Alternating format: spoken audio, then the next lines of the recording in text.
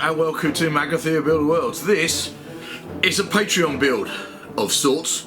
Patreon build? What's one of them then? Well, if you've been watching this channel a lot, you'll know that I have a Patreon that supports it. It's here, look, at patreon.com. Let's do it that way around. Patreon.com/Magathea Builder Worlds. My patrons can enter a competition several times a year to see if they can give me a great idea for a piece of scenery that I can make on this channel, and then the one that I choose wins. I make the scenery and then I give it to them. Simple. If you want to support my Patreon, go to patreon.com/Magathea Builder Worlds. This Patreon build has been a long time in coming, so apologies first of all to the person who's being built for, Mr. Gary Sharp. This is going to be, well, now actually Warhammer Old World is out and back, and the Bretonnians are high up the list of interest. It's even more current than it was going to be anyway. This is going to be a full tilt build. This is slightly different to what I would normally have for a Patreon build. That's because it is time for another Patreon competition. So here are the rules. Patrons, if you're out there and you're watching this, you're one of my patrons, it's time to enter the competition. It's very simple. You contact me through Facebook Messenger or through the Patreon page and Messenger, send me there, or other ways you can communicate with me. I don't know. Tim, build me Burrows and Badgers roller coaster, that kind of thing. Get in contact with me. The rules usually are I want you to give me the idea of building something that's 1 foot wide by 1 foot across by usually 1 foot deep. It could be a piece of scenery for any game system. So far I've built things for, let's have a think. I've built stuff for Burrows and Badgers, yes I have. I've built stuff for Carnivale, I've built stuff for Fallout, I've built stuff for Bolt Action, I've built stuff for Burrows and Badgers, I've said that already I think. I've built stuff for different systems, it's quite good fun. Necromunda builds, that kind of thing. So any system, I'm up for building anything. I like, to be quite honest, I like 28, 32mm or bigger, right? The chances of me getting terribly excited about picking a game with teeny tiny figures, pretty slim indeed. But you never know, come up with a stonking idea and I might pick that. So, the date is, I don't know, wait a minute. This has been recorded on the 18th of April. I'm going to give you till the end of April. Actually, I'm going to give you to 6th of May. 6th of May is the deadline for this because I know I'm going to get lost. It's going to be awkward and it's going to be stuff, and I've got events to do outside and work's mental. So I'm going to give you to the 6th of May. Patrons to get an idea for a new Patreon build, and I'll build that one in the next little while. This then is going to be a build for Gary, and this is a little bit different and outside the ideas of the general rules because this is 2 foot wide by 1 foot deep, by probably about a foot deep as well. But we're going to build a full tilt yard for Warhammer the Old World and Bretonnians, and the game that came out in White Dwarf donkeys years ago called Full Tilt, which is a jousting game. If you don't know it, Google it or YouTube it. I bet you there are videos out there with Full Tilt on it. But I've been talking about building this for some time, so here we go. We're going to give this a crack. Right, best get on with it. Yeah, what's it going to involve? It's going to involve a tilt yard, it's going to involve a grandstand for important Bretonnians to sit and watch knights clatter at each other, charge at each other, across the lists, down past the tilt, smashing lances onto each other. It's going to involve a load of whimsy. Yes, it is. We'll see what we can come up with. It's mostly going to be built out of balsa wood, I think. It's going to be quite a nice thing. And the reason why I went for this is because I've never done anything like it before. And it'll be a fairly open piece of scenery. So we're going to give that a go. Right, so without further ado, we're going to get cracking. Oh, actually, there is going to be a bit of further ado because here is a message from this video's sponsor. Okay, so tonight's video is being brought to you by Only Games Crate. There we go, Only Games Crate. Only Games Crate. There are two of them. Only Games Crate, I've done a video for before. We're about to do an unboxing of these. These are the April 2024 Only Games Crate boxes. Only Games Crate, associated with My Mini Factory, brings you different figures each month from different companies. It's a subscription service. You pay £10 plus postage and you choose either a sci-fi box or a fantasy kind of box, and you'll get 3 figures each month, and they're normally very, very cool. So we're going to have a look at these over here on the workbench. I'm going to talk to you a little bit more about what I find and what I unpack, that kind of thing. Let's go and have a look. I'm going to put these over here. I know all the special effects on this channel, eh? Okay, so Only Games Crate then, like I said, is a subscription service. It costs you £10 a month plus postage, and for that you get either a sci-fi box like this one, very nice, or a fantasy crate like this one, and in it you get 3 figures. Now we're going to have a look at the sci-fi box first of all. The sci-fi box, both of these boxes this month, the April 2024, are from One Page Rule Sets, and their website onepagerulset.com. The sci-fi figures in the sci-fi crate are from the Grim Dark Future ranges. So there are 3 models in there. I haven't looked at them. Each one comes nicely packaged up, and it shouldn't get any damage on these. We'll have a butcher's to see what we can see. So we're going to take this apart. A little jiffy bag baggie. And okay, so the first model we've got here, let's have a look here. Bring him right up to the camera. See if we can get focus on that. He's a squat figure by the looks of things. Of course, when I say squat figure, that's because I'm kind of like thinking, you know, Warhammer 40k. It's from their Grimdark Future range, as I said, and the race or the faction are called Guild Warriors. So this guy's a Space Dwarf. It's a really nice, clean resin print, really nicely detailed. He's got some kind of double barrel blaster with an axe head on it.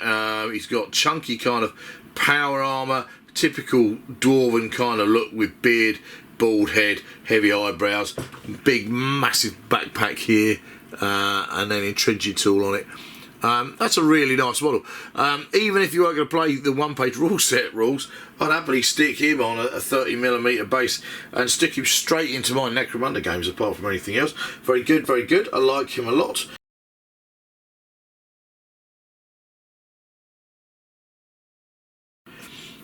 One of the other cool things about subscription to Only Games Crate is if you get those figures and you like them and you go and visit the company that they come from, in this case One Page Rule Set, you get a 20% discount for the feature creator for that month. One Page Rule Set this month, so which means that if you find a figure, you go, wow, they're really cool, I really like that range of figures, you could get 20% off the other figures on the range if you go and visit that company in its own right. Okay, so, and you do also get an exclusive painting masterclass by Sam Lowe from the Two Thin Coats team too. I imagine he's painting one of these figures out of this these sets. Now this is the Only Games Crate fantasy version. I'm on a bit more on solid ground here when I know what I'm looking at, because on the whole I reckon I can work my way around this. This first one then is what they call a Ratman veteran, right? Essentially it's a Skaven figure. I mean, he's dead cool. Nice cloak, lots of action, a one-piece mould, big impractical chunky sword, very fantasy from that point of view. He's yeah, nice clean moulding, armoured, cloaked, looks a bit badass. Frankly, I reckon I could get him straight based up. He'd work really well in games that I play.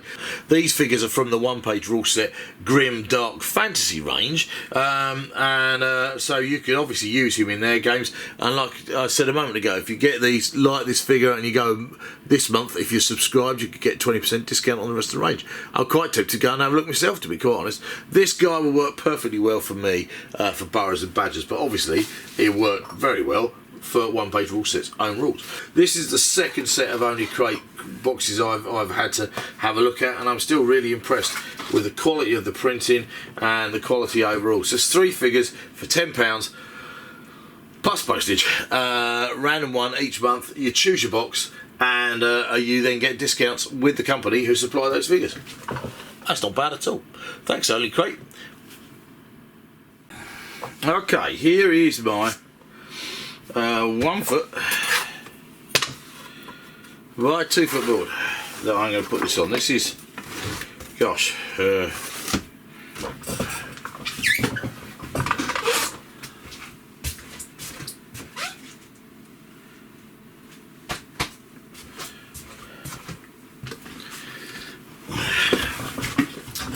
this is 6mm thick hardboard. In the UK, I can't remember what you lot call it over the other side of the pond. In the UK, it's called hardboard. You don't call hardboard over there. You call it something else. Over here, I call it hardboard. That's what I'm calling it. So I live with it. 6mm hardboard. It's fairly sturdy. As far as I'm aware, the idea is this is a one-off board. This is the game, right? So what it needs, what do I need? I need a pencil. That's what I need. A pen.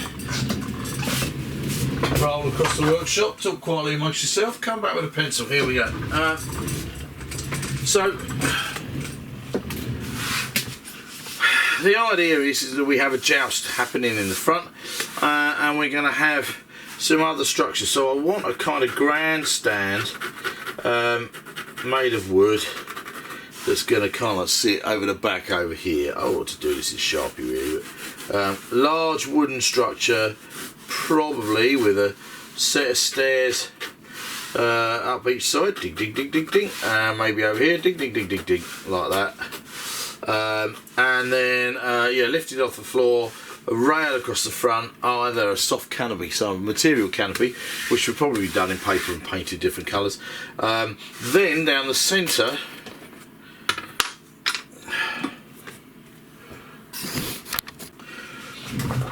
so making the list then, apart from that, I think we're going to have, our central grandstand, the tilt itself, which is the name of the barrier that goes down the bit that keeps the two horses separated from each other, is going to be down the middle here. I might make it removable, or I might have it permanently on the base. If it's removable, it means that you can do other things on here. If it's permanently there, you can add a bit more from a modelling point of view. I'm thinking of having a bit more of a series of stands, possibly on one side over here for an audience. I could possibly do the same on the other side, but I also want to add the odd tree and bits and pieces too. So this is an autumnal tournament, and we could do with the odd tent over here as well. Hexagonal kind of pavilions at each end, so it looked quite nice. So we've got enough room to ride up and down. The 2 foot by 1 foot is okay. It will look nice, quite nice from a display point of view, but it's going to be quite a squeeze to get everything on that I want. I was thinking of using a couple of nice autumnal trees. These are Limax trees that I tend to buy each year. These are pretty cool. These are the people who do the light up Christmas decorations and stuff, but they're quite nice autumnal-y kind of big trees that'll work on there quite well. I need to find a couple of lancers and a couple of knights to give this the right idea. I am not providing Gary with knights. He can provide his own knights, and now the Bretonians are back out, that shouldn't be a problem. So I like the idea of having a bit of sculpted terrain over here. I might use some XPS foam at the back to have the ground slightly uneven and some ramped up bits. Have the grandstand standing on the earth bank. If I put XPS down the back over there in a number of different places, it gives the whole different texture to the thing, and then the XPS foam means it's easier for me to kind of like plant plants and stuff into from a detail point of view. Yeah, we're going to see how this works out. I'm not feeling hugely confident at the minute, but we'll see what we can come up with. Okay, what's first? Well, I think actually some XPS foam at the back, different heights, mounds to to build my grandstand on. I think that's where I'm going to start. So here's what I'm thinking first of all. I don't know how well we can see this shape on here. I've got a shape on here that goes right around here on XPS foam. Because this is going to be just textured and covered over, I don't feel a pressing need to do what I normally would do with XPS and compress it and do the rolling over with the tinfoil and stuff, because it's going underneath sand and various other things. And I'm also not going to mess around with my Proxon to cut this. I'm just using a new blade in a craft knife. I'm going to cut round to start off with a bit of a tilt.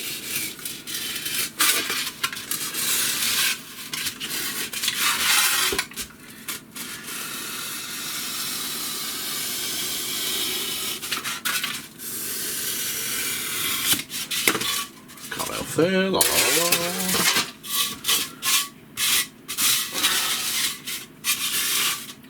And then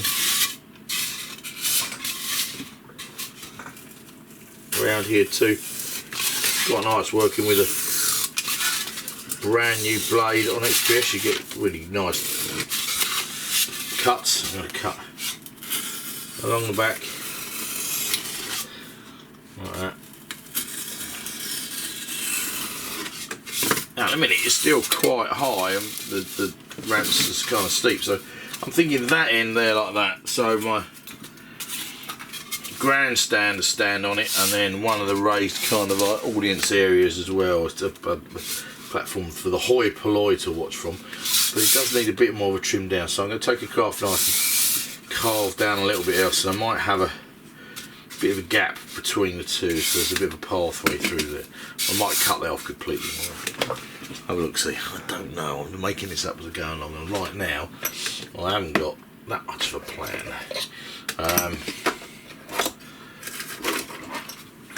Let's come down here.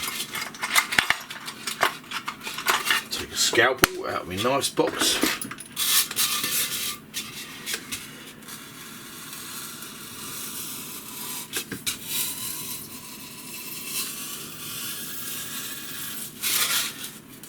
Longish blade. Start to cut a bit more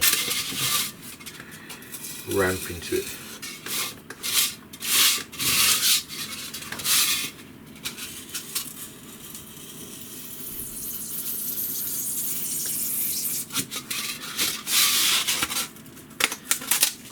That way.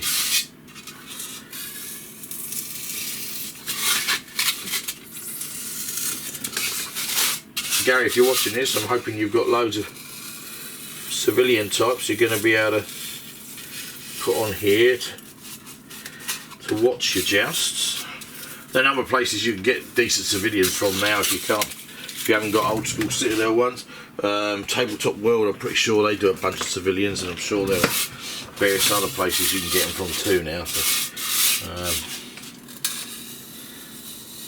let's cut.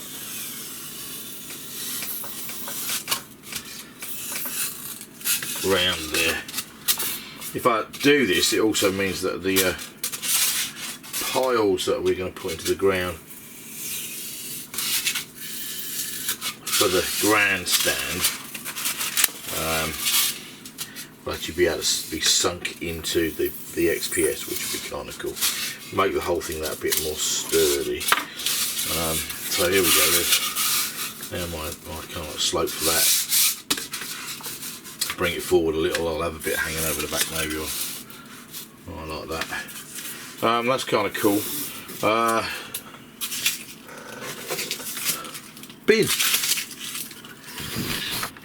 Okay, so I've cut this out, look, and I've cut this down a little bit, so different heights and stuff. You walk through there might be, you could probably get a figure walking through there. I'm not going to stick this on until I have had a play around with ideas for a grandstand and another stand over here for people to watch the tilt.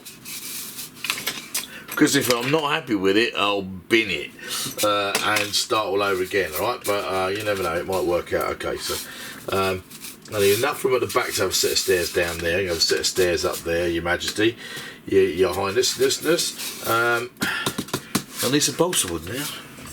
Right, where's balsa? Well, I've got sheets of balsa wood like this. What do we got? We got that's about 5mm thick, and that's about 3mm, and that's about 2mm thick balsa. That's all fine for planking. What I'm hoping is I've got a bunch of balsa wood somewhere that I'll be able to use for the actual the uprights for this whole thing, and then I'm going to faff around and make it kind of like a platform out of balsa wood. I can't believe I'm doing this. Okay, what we got up the top? Move some other stuff around. The thing actually. This is going to happen in this video, but here I am digging through the cack. We're digging through the cack, but this is very special cack because this is balsa wood cack, and what I'm looking for is square section balsa wood. Otherwise my plan to build this evening in one go is going to come to a crashing halt because I haven't got enough of the stuff. Bloody annoying, frankly. Well, there's another bit there. That's about the right height, which is good because I don't always go diving in here and I start on new bits of balsa wood without thinking about what I've got stashed away somewhere. And there's another bit there. All little bits, but there might be enough.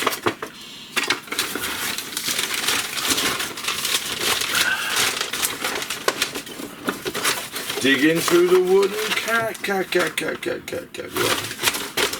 Okay, so I've got various bits of square section balsa. I like balsa wood. It's good stuff. This stuff, that looks like about 10mm thick. I've got 2 lengths of that. And then I've got some, that's about 5mm thick. There's several bits of that which might be okay. It's not going to be a really huge structure. That's about 3-4 mils by about 6. I reckon I've got enough to be maybe getting on and thinking about this main structure, but then I'm going to have to go to a decent model shop tomorrow after I've done Vikings in school, and I'm going to have to go and get a bunch more just to make this the way I want to make it, otherwise it ain't going to work. Right, okay, I still haven't found anything that looks like a Britannian figure. Let's go and dig through some figures somewhere. Dig through the model cack. Okay, so seeking ye shall find. Recently I came across a whole bunch of stuff, most of it was junk, but I did keep some figures that I put together years and years and years ago for a thing that I was doing that never happened. They were Battle Masters figures, and lo and behold, some of them are knights, Bretonian knights, one way or another, some sort. Well, that now I think they are just a wee bit smaller than the current crop of Bretonians, but there's an Imperial dude as well. He's on a round base. Don't know why I put him on a round base, but I think he was some kind of commander. But on an Imperial horse, Empire horse, look at that heavy horse from the Empire. They are going to be big enough to give me the kind of like the right kind of size for what I'm doing, which is kind of important. I might even finish painting the other one, you never know. Then other useful things I found in another drawer. Some of these, and these are spindles from Doll's House staircases. They will make really nice uprights for the front of my Lord's Pavilion. I'm not going to call it a Royal Pavilion because it ain't big enough, but it is going to be a Lord's Pavilion. I'm going to use those as the uprights. They'll be really cool. I can make handrails between them. I can sink those into the ground, and that'll be kind of cool. So the level of the floor will be at this point here, and I might use, I've got some bigger ones as well, slightly bigger ones that could sit at the front of it as well. I am totally making this up as I'm going along, it's fun. Now the important bit is the main design for the grandstand for the Lord who is putting on this here tournament, and we're going to use these spindles from Doll's House staircases because they're really nice and turned and lovely shape in them already. So that means I'm going to probably have 1, 2. I've got, how many have I got? They're all the same size. I've got 2. I've got 6 at the same size. So I could have 4 corners because that's what you have when you have a rectangle. Sink them into the polystyrene. Nice. 4 corners at the front. They might even come out in front of the polystyrene or on the edge of the polystyrene, and then I could possibly have these bigger chunkier ones, but they're not quite as fancy schmancy at the front, on either side of the Lord himself. Right, we're going to start with corners first of all, and this is going to give us my basic shape for my grandstand. Yeah, now it's starting to come together. So the grandstand itself, the platform, I reckon I'm going to have the little slopey bit that it's on. The flat part is about 8 inches, so I'm thinking 6-inch long grandstand. And what I'm going to do is, instead of building, at one point I thought, oh, I'll build the entire structure out of wooden frame, make a wooden frame first, then put a floor in it. Sod that. What I'm actually going to do is I'm going to cut out the wooden floor for it, and I'll fit the uprights to it, and then we'll put some structure in underneath. So, how deep is it going to be? It's only going to be 3 inches or so deep, 3.5 inches, so it can stick out the front there. That'll be kind of cool because it'll have a bit of scrub underneath. I'm going to make it so that, as opposed to, I've seen a couple of these.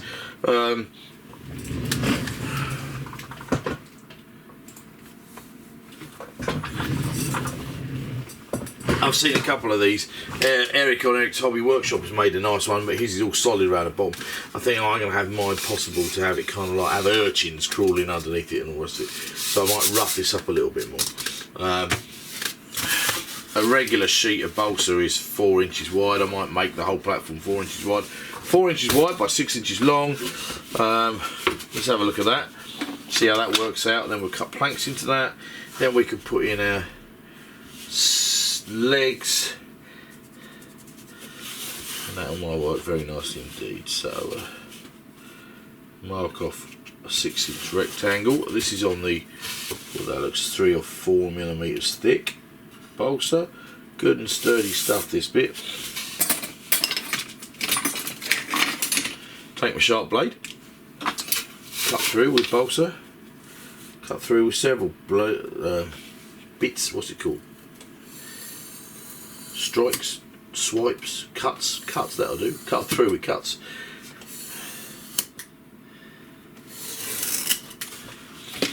Nice. Put that to one side. So this now is the platform, our viewing platform. Now the other kind. Right, so I'm thinking now that this is going to be, let's clear some of this out of the way. I need these legs, don't need this balsa from it. Put that to one side. Little bits of balsa. Do need a trip to the railway model shop, go and buy some new balsa. There's my horseman. This then is my platform, and these are going to be my legs that hold it up. So what I need to do actually is cut out a corner. Cut out a corner here, here, and here. They're the corners. Sorry if you're treating like complete idiots. And sticking in these uprights. I think that'll work quite well. Then I could put in other woodwork around them. I'm going to have the floor go in so the round bit of the pillar is right there. I think that's what we're going to do. So yeah, measure around, draw around.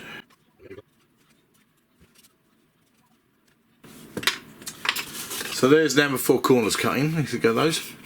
I'm going to cut those out, and then I'm going to put in draw-in planking and detail that before I attempt to stick my things on.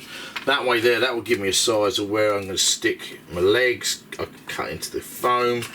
I think I'm going to go with this foam plan. So what I'm going to do is, while I'm working on this, I'm going to stick this big bad boy down.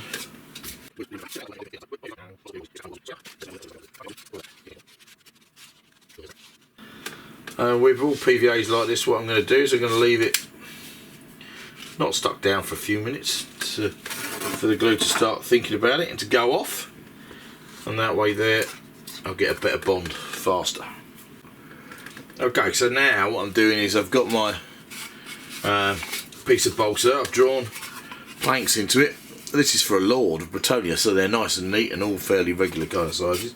And now I'm just using a biro to, one of the things I like about balsa is that you can carve into it pretty easily, and I'm just using a biro to add some wood detailing to the kind of like the, although this is wood, we're just cutting in bits of wood, knots and the various things, which are kind of like overstated really for the scale, but it makes painting the whole thing that much more fun. Wear down the ends of some of the planks.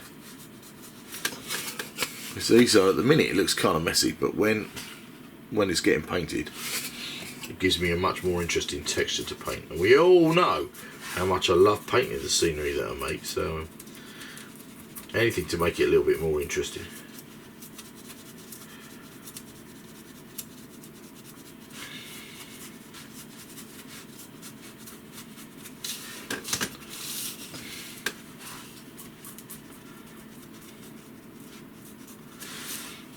I have to take my biro and we'll just punch nail holes in. Again, from a scale point of view, they are completely wrong, but it makes again another interesting feature to paint.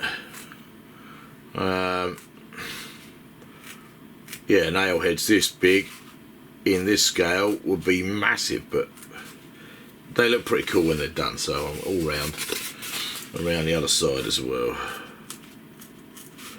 It's just about giving you texture to paint really more than anything else. Nice little details that people look closely pay attention to. Other people won't see it at all, and that's fine. Alright, I'm going to use Yoo-Hoo all-purpose adhesive to stick my uprights, my legs, zoom out, to my platform, and put some structure underneath it as well, and then that way there I can start thinking about where it's going to sit on my little foam hill, which is now stuck down. Okay, so here is the grandstand, although my wife has come in and asked me why I was making a 4-poster bed, which is not far off. It's got that motif. Thanks, Heidi. So here we have the baseboard at the minute. It's not looking like much at the moment, but it's going to get there. I've got a vision, you see, a vision. I've got a vision. It's whimsical and it's a full-on vision. So the first thing I need to do is work out where this grandstand is going to go. So that the idea is the front legs are on the ground, the back legs are kind of sunk into the little raised up bits. So that's what I need. I need a pencil. Bugger it over there. Hang on. Whoa.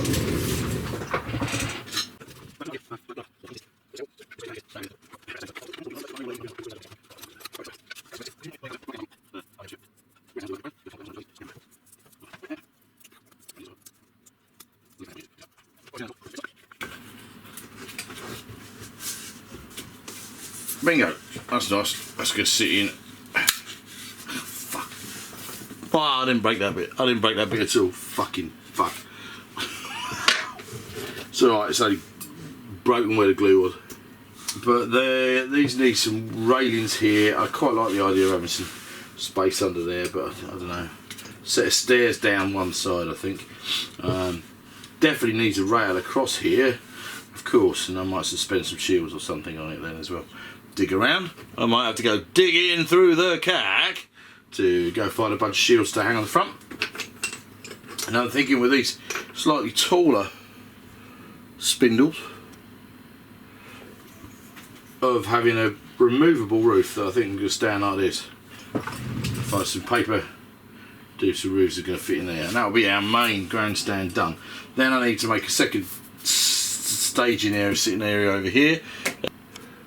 So when the main grandstand is done, I'm going to make another bit of seating that's going to go over here to watch the tilt. I'm going to sink this tree into this piece of foam over here, and then this set of seating will be underneath the tree, under the cover of the trees. In fact, I could even possibly, I've got room maybe for a couple of those. I'm hoping you're liking these trees. I really quite like these trees. These trees are made by Limax. Limax make resin and ceramic Christmas decorations and Halloween things. They make up those light up towns, and they do loads of trees going. These are really kind of cool. These are very heavy twisted wire which have been broken off and then covered nicely in different colours, so it's quite nice. I'm not going to stick this in yet, of course, because this all needs detailing underneath. That needs gravel, stone, and the rest of it. But I'm thinking of maybe cutting in, yeah, a couple of trees there. Might look quite nice. One over this side, and then I need to start working on the tilt. But I need to work out the rest of this first. 1, 2, bit across the top. Right, so I need more balsa wood, basically. More balsa wood is the answer. I need to get my handrails in there. I might have the back open, or set of stairs at the back, and have a bit of the back kind of like not open type thing. I don't know.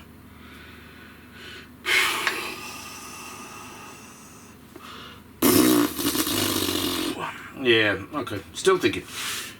Right, next bit. Handrails and stuff. Just work on this for a moment. Get all the rest of this off the. Okay, here I've got some round section balsa. What's that? That looks like. I have no idea what that looks like. About 5mm wide. I'm going to use this round section stuff because what I'm going to do is I'm going to cut it to length to make my handrails. And then when I do that, I'm then going to slice it down the middle as best I can to have round topped handrails. I think that'll look quite nice.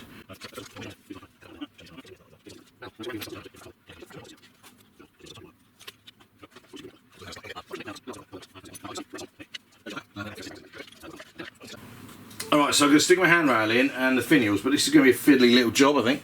So I'm not going to use Bostik like I normally would. I'm actually going to use super glue to stick these in. Gorilla super glue. Not that I'm sponsored or anything, I don't want to tell you that, but I like Gorilla super glue, it's pretty good stuff. So I'm going to stick in my handrail first of all, get that seated, I think, and then I'm going to put in the finials.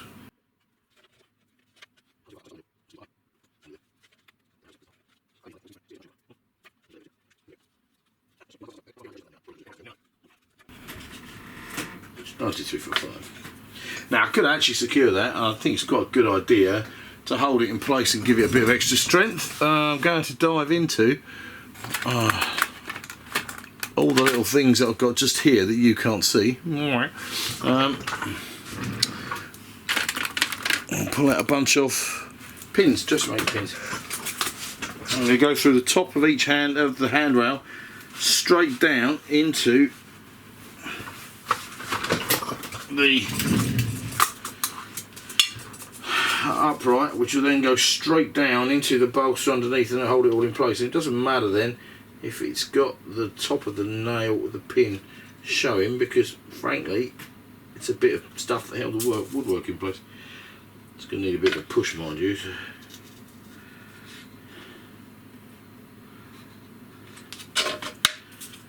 I don't actually think that's going to... Tiny little detail to add to the model.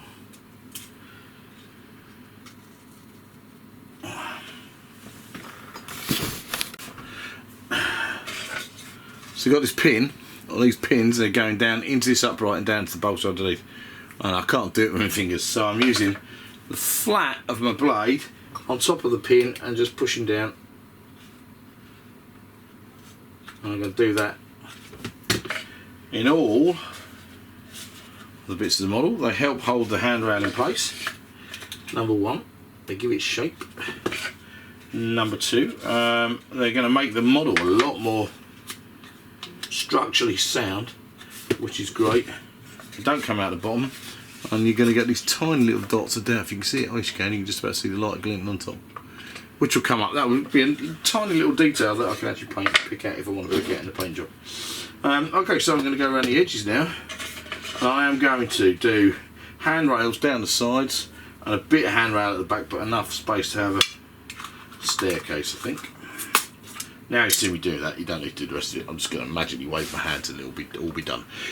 Okay, so I've added 2 more extra uprights here because I'm going to have a set of stairs here. So I'm going to have handrails across there and across there, and these are going to sit. I've put 2 more holes into the back of the polystyrene net, so that sits really nicely there. So I'm going to put these 2 extra handrails in, and then I'm going to texture at least this part of the XPS foam, because it's going to be a pain to texture it if I stick this on. So I'm going to Mod Podge that and cover that in sand, make sure I leave the holes available, and then I'm going to stick the grandstand into the base. Handrails first though, mind you. So now what I could do is, if I texture first, handrails second, the texture will be going off while I'm working on the handrails.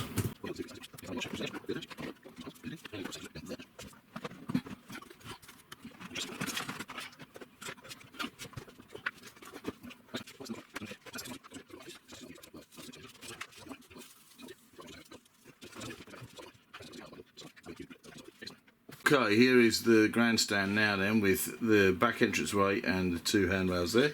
And I'm going to stick this down with Gorilla Glue into the 4 holes that pre-prepared in the hilt, the raised up bit there, and down the base there.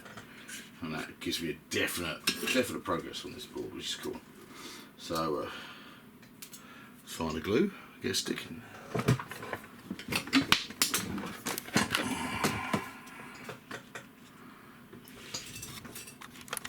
Yeah, ever evolving design of the grandstand goes on.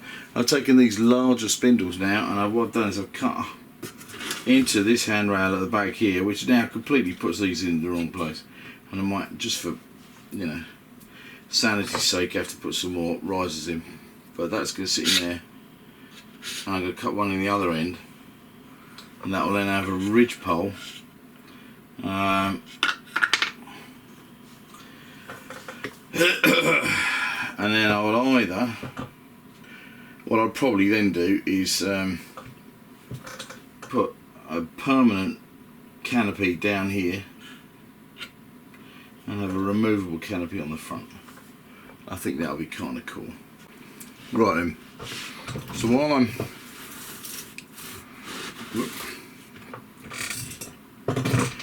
I'm contemplating how I'm going to do the roof over here, I'm going to make another stand to go over here. Now you can see I've cut the polystyrene a little bit here to get my 2 trees in. I'm going to make a stand for lesser people to watch, 2 or 3 layers that people can stand on. I was going to do the same thing over this side over here too, but I've decided what I'm going to do is I'm just going to have a rail for folks to lean against to watch. That'll give me some space back here to make something else I want kind of forge and bits and pieces, I think. So I think that's what I'm going to do there. That'll be quite neat. So I'll add some kind of like railings short than that, because obviously the public need to be able to see over it. But this over here is going to be my... Okay, so I'm briefly sanding another piece of the model because it's going to be too bloody fiddly to sand when the stands are on. So I'm adding some sand on there like that.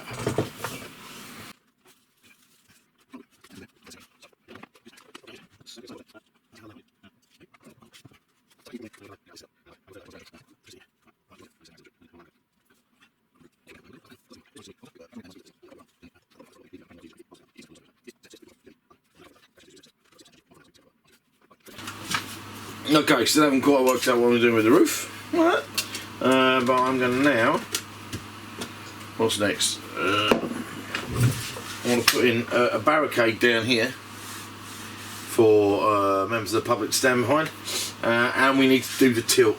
I'm not keen to do the tilt yet because the tilt is, have I said? The tilt is the fence down the middle of the actual, just the bit that keeps the horses apart from each other. The whole thing called the lists, and this is the tilt. So I'm going to have this barricade over here that for people to stand behind, so it's not all very symmetrical. Give me a bit of space for some random modelling stuff over here too. And then I've got to make the tilt. And we're doing alright. It's kind of cool. There's room for another tree.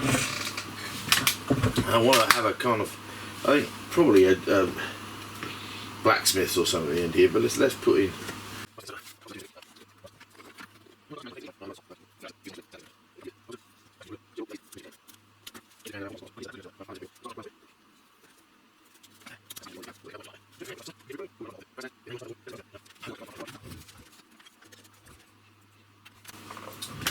Okay, so this is my inch high balsa, which I'm actually going to use this 5mm square section as well to make some uprights. To cut them out roughly, the uprights are going to be a little bit taller than the actual fence panel, especially if I want to put a handrail on the top. But that way there, it'll just make it more interesting, slightly more credible that the fence panels go in between. So.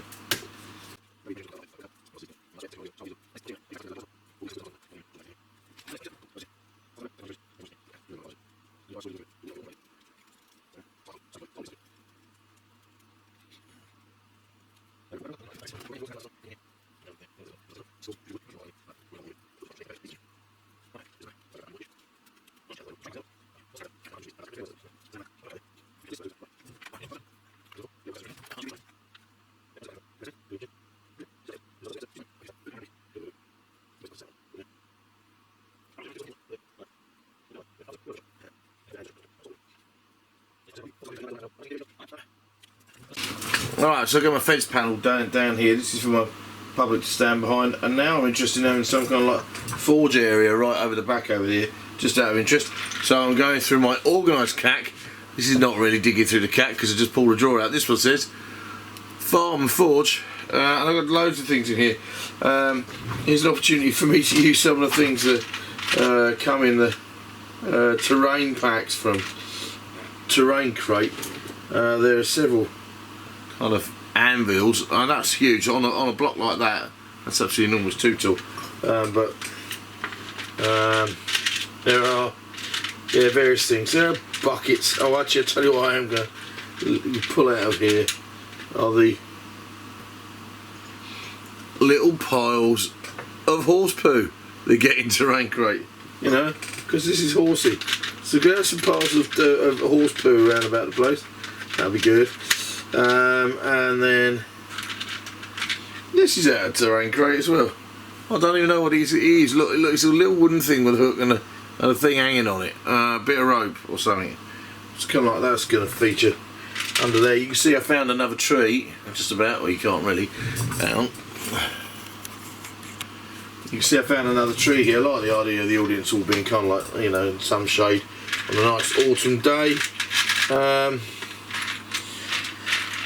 So I've got an anvil, got a couple of different anvils we could try out, and then I want a brazier, but it's tricky because I'm not in a position to have a full-on forge out here. But I've got a little brazier like this, which is actually off the top of a brazier, but I'm gonna have that nearby because it's just for shooting horses and stuff. So that can sit quite well. Set of nice blacksmith's tools, they'll work really well too. So yeah, so I'm going to set up a little kind of like forge area over the back, which is quite neat, with buckets and that kind of thing. Because I've got all this stuff. It's one of those really interesting things when you do this and you collect all this stuff together. Because it's like, oh well, don't do that because I'll end up using it, and then I won't have it in a drawer, in a thing, and then you're like, but the whole point of having it is to put it on scenery. So from that point of view, and some of these things I'm going to be using are too small and fiddly really, to be quite honest, to put on most scatter terrain, but making nice little vignettes, kind of cool. So alright, where we got to? Well, I haven't got very much done today, but what we have got is a tilt made, all balsa, with these kind of nice rectangular panels which will paint up nice and easy. Top rail, that is going to go in there. Not going to stick that in quite yet because it's going to be a bit of a pain, but that's good length. Horses up and down. And to be quite honest, I think I've got most of what I want to get on here. It's going to be adding detailing. I haven't done the roof, and I want to have this forge over here. I've had a look at various bits boxes, and I haven't really got any forges. And the ones I've got on other models are huge. So I've gone and looked at a number of different companies who supply forges. Magic Terrain Crate one is enormous, big kind of thing, and then I looked at Bad Squiddo Games and I've looked at Who else? Zealot.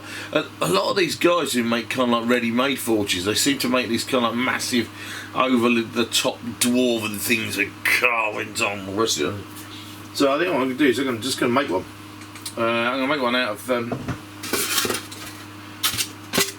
25mm thick XPS foam, because all I really want is a chimney with a bit in the front. So actually just cutting a bit off this, shaping it, texturing it, drawing the bricks on there, over there with a bit out the front. That'll make a nice area for a blacksmith to be working in one way or another. So I think that's what I'm going to do.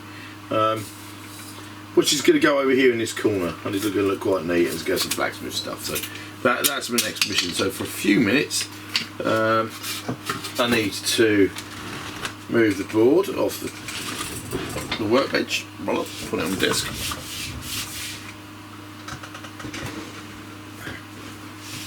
I just think about the forge. So what I'm going to do is, again, I'm not fanning around and getting my props on out. I'm just going to cut off this bit of XPS here. Go right with that. What do I need? I need a biggish knife blade. Scalpel might do it now.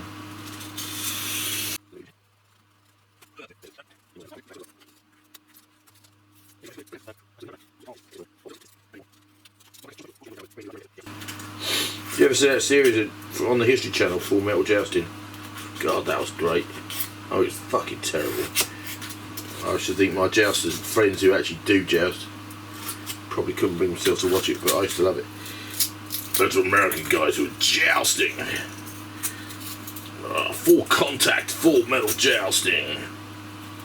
Yeah, okay.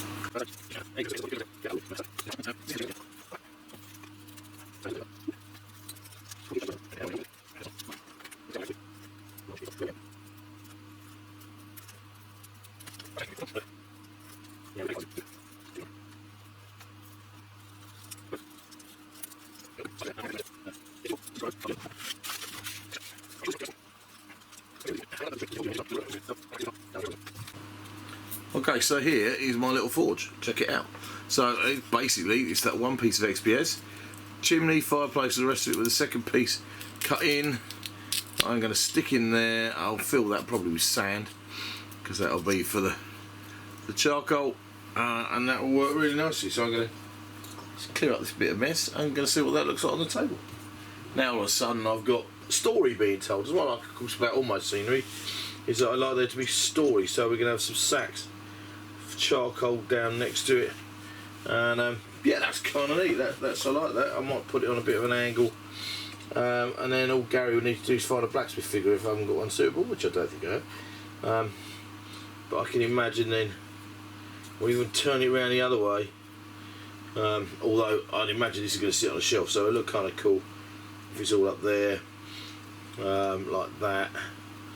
And then horses can be brought round and shoed and that kind of thing, and that'll be a nice little thing. Plenty of room for an audience, plenty of room there. Got to do a roof for that, and then I'm nearly done. I've binned the idea of tents on either end. They're too close to the tilt, to be quite honest. So from that point of view, I quite like the idea of him having a fair amount of kind of like grass down here. It's going to be quite cool when that's done. And with this covering on here, rail over there for audience, and that'll give me room for mounting some nice bits and pieces, details wise. So I have covered my forge in Mod Podge, which is still going off, but I'm now going to, I think, sand the rest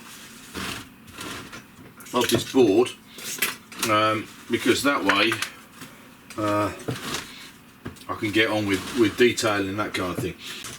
Okay, so still haven't worked out how I'm doing the roof, but I thought I'd go to paint this. I want to paint this and get most of it done, and then I can fiddle around with the roof last of all.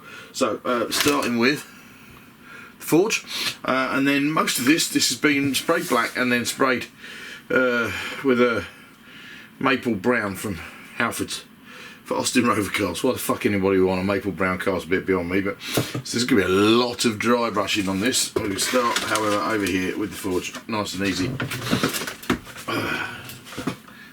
I don't think you need to see me painting most of this, to be honest. Alright, so I've done lots of brown. Oh, look, check it out, loads of brown. Brown, brown, brown, brown, brown. Loving the brown, loads of brown. Put a bunch of colour now on the tilt and on the grandstand over there. Oh, well, I haven't done all the brown though, because I completely forgot to paint this set of stands in the garage brown. I painted some grey because look, there's a forge. So we've got some details done over there. I shall carry on going for the time being. Okay, so I'm starting to get base colours and paints on here. Starting to look a bit more tournamenty. There's so much brown. I need to get grass on that, but before I can do that, before I put the trees on, I need to paint this, which is the set of the seats. Stands are left off that's going to end up over here, kind of thing. So I'm going to wield the dry brush in again, and then that way there I can then start to assemble this model. Get the trees in place and get a load of flock on it, sand and flock. Trees stuck on, and they're going to take a little while to go off the glue, and then I'm going to sand over those, paint those up, flock and that kind of thing. But the most important thing to do for a minute, especially while base coats are drying on here, I'll tell you a little bit about the colours later, especially the blue and yellows. I need to get this bad boy painted, which fortunately won't take very long because it's a case of dry brush with Montfang Brown and then dry brush with XV88 and then dry brush with what goes on top of that, Sandry Dust. 3 kind of like layers, and that'll do the job. Okay, pretty cool. You can start to see as I dry brush this how much value there is in doing the wood texturing, the drawing of the pen, and doing all those nail holes. They come up really nice. Yeah, they're not really to scale, but they do make the painting of the whole thing a lot easier. And again, adds a level of, yeah, you guessed it, I think, that fancy kind of like, real kind of like, but whimsy at the same time. That's a dead pot of XV88. Okay, I'm at a point now where I need to start putting flock on this. There are loads of details I could add, but I want to start getting it made more green, and I need to get trees in place. I'm not going to put 2 of the trees on straight away, but I do need to put this tree in here because it goes underneath the stand here. So it's going to take a little while to dry. So I want all-purpose, all-purpose adhesive.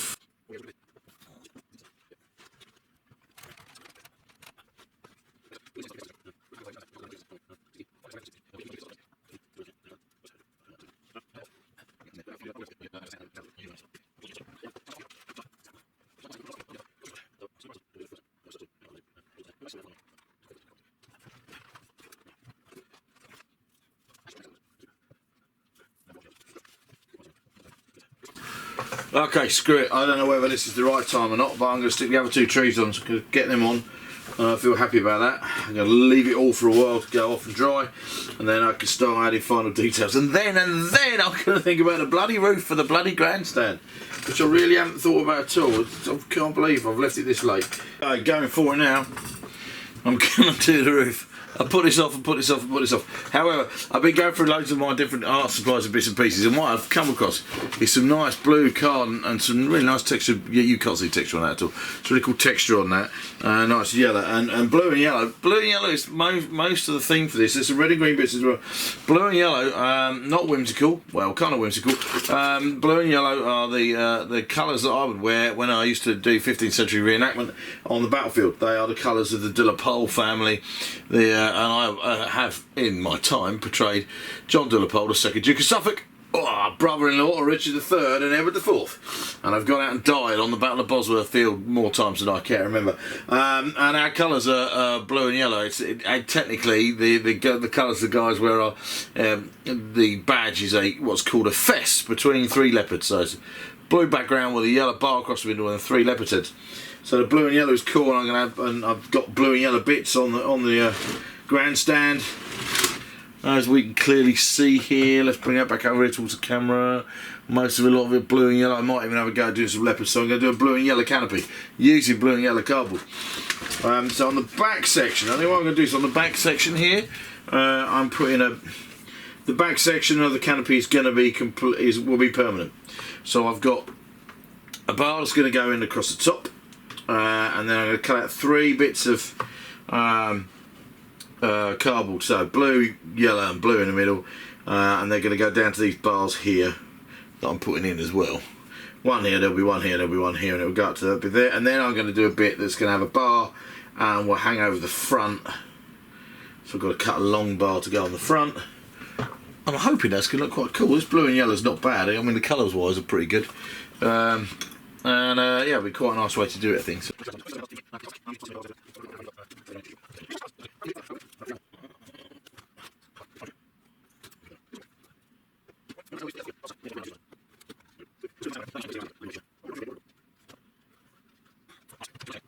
right, apologies for not showing you how I've done this and doing it as I was going along, because, well, frankly, I had to make it up and stuff. But look, check it out, it's kind of cool. I like this. Can you just see the texture on there?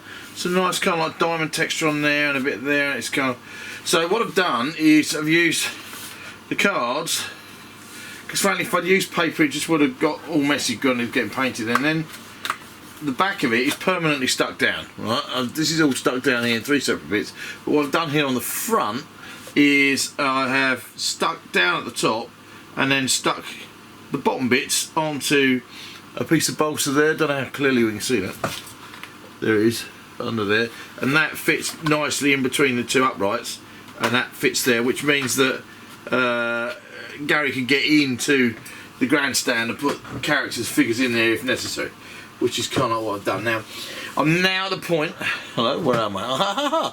Hello, I'm now at the point where I've got the grandstand pretty much done. There's some railings there for punters to stand behind. This is not stuck on yet, mainly because I can't decide. I think I'm going to, what I need to do is dry brush the sand on the trees now. It's mostly done. I need to dry brush all that up, and now I need to start flocking this and get some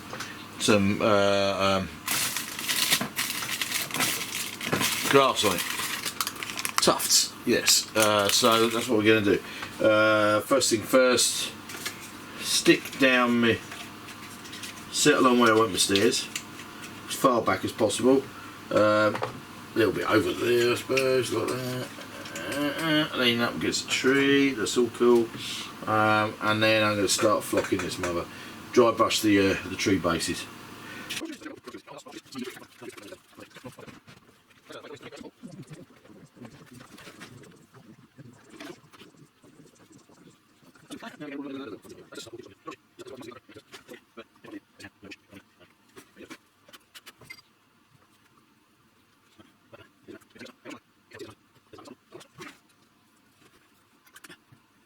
Flock and grass tufts. Now a lot of this is going to be done with straight up wooden scenic green turf, basic short flock. I'm going to leave areas that are kind of like going to be muddy and where people are walking backwards and forwards around the forge and on the tilt itself. But then I'm also going to add a few bushes and a whole bunch of grass tufts. You know, the static grass tufts. They give a nice bit of extra height of grass, different variations. I often use them. I use them on basing figures. I use them on most of the terrain I make one way or another. Recently you've seen them in Burrets and Badgers builds, and they've actually made up crops in little gardens, which is kind of cute. On this model it's mostly grass. Now there are lots of places you can get your grass.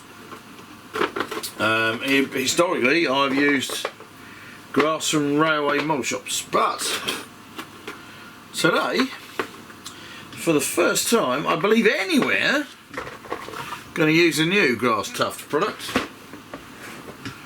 Yeah, today we're going to use a new grass tuft product. We're trying it out. This is let's have a look, because I'm going to use flock, but I want to use grass tufty things.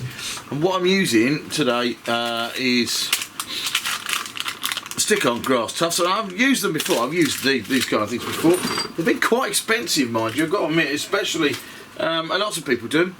I've tended to buy. I've liked ones made by railway model companies like Pico, but they're quite expensive too. So what I'm doing is I'm going to give these a run. These are grass tufts from a new supplier.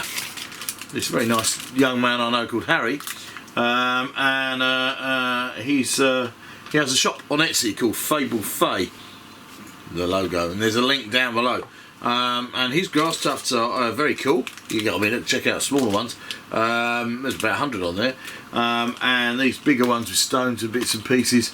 And he does these A, at a very competitive price, and B, they're all kind of like individual. So from that point of view, it's kind of neat. So I'm going to try these on my model and see if they're any good. Harry, I hope these don't suck, because you know this is going on Gary's stuff. But so they're self-adhesive grass tufts. These ones have got stone and flock. Good and sticky. They don't come off the paper as easy as some others, so there's some good stick on here. But yeah, nice. Yeah, it's cool. You know, I mean, that's as good as anybody else's. There's some quite good size ones here,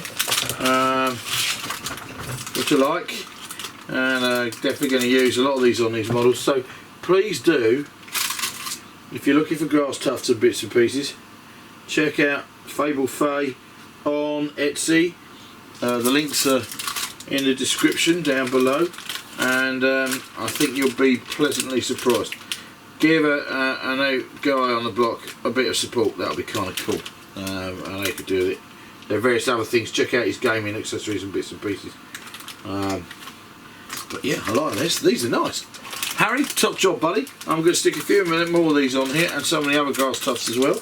And then we go from there. Yeah, I mean, they stick to the paper nicely. It's good stuff. And that's going to go really well with the other flock that I use too. So from that point of view, top job. Those are kind of like meadowy green. This looks like a different kind of green. Slightly browner kind of green, which actually is what I prefer. I'm not a big fan of super green stuff, but yeah, that's really cool. Like that, nice big tuft of static grass and stones and stuff. Wicked, yeah. So check out Fable Fey on Etsy. Nice. Right, so I've used a number of different types of static grass tuft on here, which I think look really cool. What I'm going to do now, they stick on real nice, they mould in really nicely, they're nice details. I'm now going to use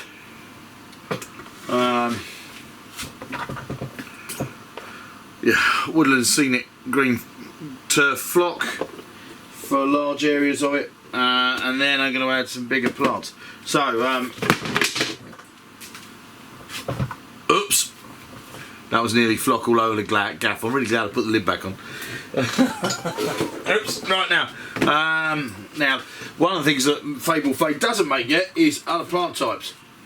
So these are bushes from Railway Model Shop. So my challenge to you, Harry, at Fable Fey is get making these, and I'll be buying these like an absolute ton because I use these loads. People are into detailed modelling and bits and pieces. This kind of thing, this kind of foliage and bush really helps make a difference. So I'm going to add those. That's why I put the raised areas with the XPS foam, so I could put those into there, because usually they've got little wire bits that you stick in. That'll be really cool. So flock first, which I'm going to need Mod Podge, and my flock, and a tray to flock over, and then we are pretty much there with this model.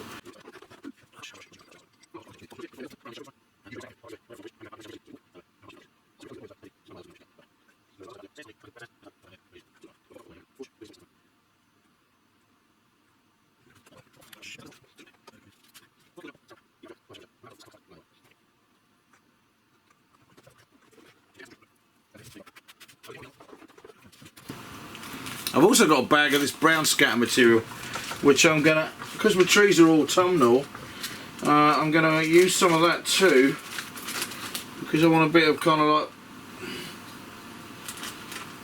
I want to have a bit of kind of fallen leaf type action and kind of stuff. Well, it's different kind of colour, so I'm just going to drop a bit of that on. Might soak into the glue in places, help alter up the board a bit, I suppose. Alright then, melon farmers, check this out. This, oh, I can turn these dudes around, because the only mounted guys I've got are all on the same base, which isn't very helpful when you're trying to joust. But this, everybody, is the completed thing. Here we are. An autumnal lists ready for an autumnal tournament. I hope you like it, Gary. I'm quite pleased with this. We'll get the camera down here and have a closer look. The only thing I've got to do is just a tiny bit of work on the poo. Done, I think. Yeah, happy with that. I'm really pleased. I mean, considering a little while ago, at the start of this video, I basically had no idea what the plan was. Well, apart from the fact it was tilts, jousting, so it wasn't that kind of complicated. But actually, I'm pleased with that. I hope you like it, Gary. It's for full tilt. What have we got? Well, we've got. I mean, the one thing I'm gutted about, in some ways, making this is the fact I don't have the figures that I used to have that I could have put on there, and they would look really, really cool for films and photos and that kind of thing.